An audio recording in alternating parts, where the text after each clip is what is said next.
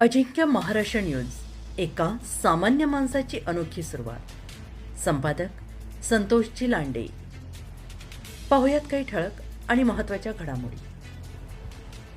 उमरगा येथील अनुसूचित जाती जमाती अ ब कड उपवर्गीकरण विरोधात भव्य मोर्चाला संबोधित करताना माननीय उमरगा लोहारा तालुक्याचे माजी आमदार ज्ञानराज चौगुले आणि डॉक्टर बाबासाहेब आंबेडकर सामाजिक कार्यकर्ते, महाराष्ट्र प्रदेश अध्यक्ष माननीय धीरज बेळमकर आणि त्यांचे माननीय उमेश टवरे साहेब, सर्व सामाजिक कार्यकर्ते उपवर्गीकरण विरोधात भव्य मोर्चा उमरगा तालुक्यात करण्यात आला आहे. उपस्थित असलेले माननीय तहसीलदार, अधिकारी, उपविभागीय अधिकारी उपस्थित होते. अजिंक्य महाराष्ट्र न्यूज सोबत प्रतिनिधी लाडलेसाहेब नदाब, धाराशिव. आणि हा मोर्चा यशस्वी व्हावा म्हणून प्रयत्नामध्ये असलेले आमचे मित्र राम गायकवाड, विजयजी वाघमारे, ज्यांचा आवाज ऐकल्यानंतर कुणीही कुठेही उभं राहतं हा साधा नाही, कुणीतरी नेता आहे अशीच व्याख्या केली जाईल. ते ढाण्या वाघ, हरीजी डावरे साहेब, चेले साहेब, आमचे मित्र दत्ता रोंगे, या ठिकाणी विचारपीठावर उपस्थित असले किसनजी दामोले, ॲडव्होकेट मंडले साहेब, त्याचबरोबर ॲडव्होकेट आमचे मित्र शीतल चव्हाण, ॲडव्होकेट आकांक्षाताई चौगुले, परिणनाथ कोणे नगरसेवक, जालिंदरजी कोकणे, हरीशजी कोकणे, बाबा भातागळीकर, मधुकर बेदरी, धीरज बेळमकर, संजय सरवदे, सतीश सुरवसे, किशोर कांबळे, संदीप चौगुले, विचारपीठावर उपस्थित असलेले सर्व सन्मान्य, सगळ्यांची नावं घेतलं तर मला पुन्हा 10 मिनिटं जातील. माफ करा ज्यांची नावं घेऊ शकलो नाही. त्याचबरोबर खऱ्या अर्थाने मी या ठिकाणी समोर उपस्थित जे आहेत, ज्या बसलेत माझ्या माता भगिनी, त्यांचं मनपूर्वक मी या ठिकाणी कौतुक करतो की आरक्षण बचावासाठी इतक्या मोठ्या प्रमाणात एका हाकेला ओ देऊन आपण एवढ्या मोठ्या संख्येने उपस्थित आहात.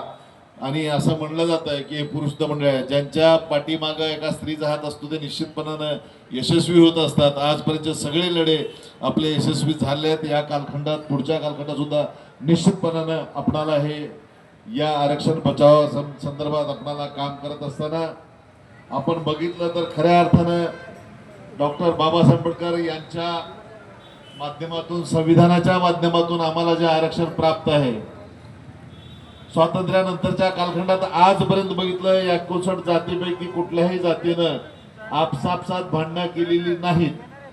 सगळे गुण्यागोविंदानं 13% आरक्षण असताना सुद्धा कोण मोठा, कोण लहान, कोण त्याच्यापेक्षा लहान या जातीचं वर्गीकरण आम्ही कधीच केलं नाही. आणि तसं जर करत असते तर माझ्यासारखा एका ढोराचा 0.1% मतदान नसलेला या तालुक्याचा 3दार आमदार होऊ शकतो.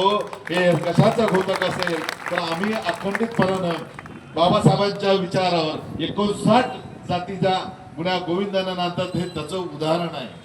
आज कुठंतरी आमच्यात आपसापसात मतभेद, बुद्धिभेद करण्याचं काम या सरकारच्या वतीनं केलं जातं. उपवर्गीकरणाची काय गरज नसताना सुद्धा हे उपवर्गीकरण मांडण्याचं काम त्यांच्या माध्यमातून सरकारच्या माध्यमातून करण्याचं काम केलं जात आहे.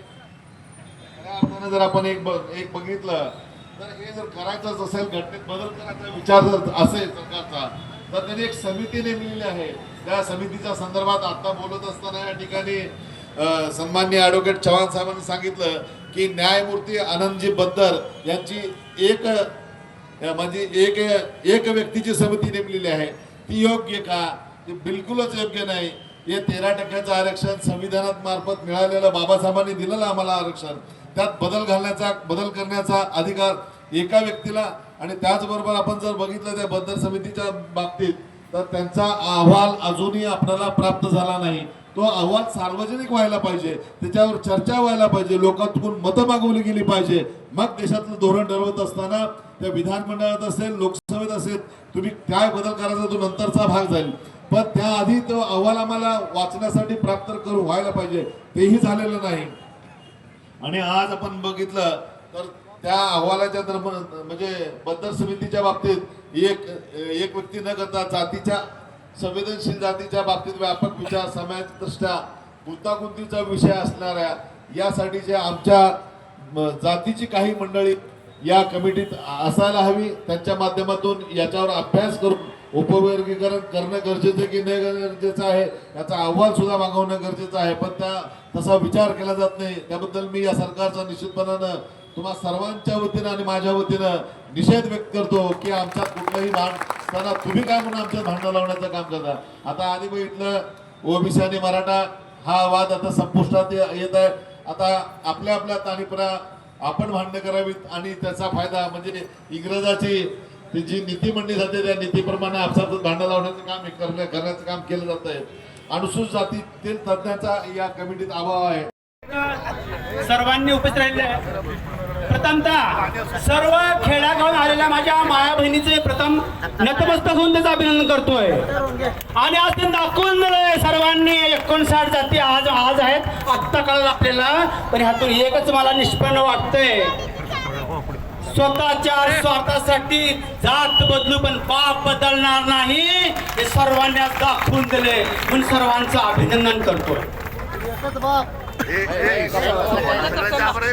दाखवून दिले म्हणून आलेल्या सर्व खेडेगावाचा तमाम भीमसैनिकांना, माता बहिणींना व 58 जातीच्या माझ्या माया बहिणींना विनंती आहे, तुम्ही पुढील काळात स्वतःवर अन्याय झाल्यापेक्षा दुसऱ्या झालेला अन्याय हे पूर्ण करण्यासाठी अशीच साथ द्यावी एवढी तुम्हाला विनंती आहे. व स्टेजवरच्या सर्व आमदार साहेबांना, सर्व पक्षाच्या पदाधिकाऱ्यांना व सर्व संघटनेच्या पदाधिकाऱ्यांना तुम्ही वेळेवर हाक दिलेल्या आल्याबद्दल सर्वांचं म्हणून अभिनंदन करून आज सर्वांचं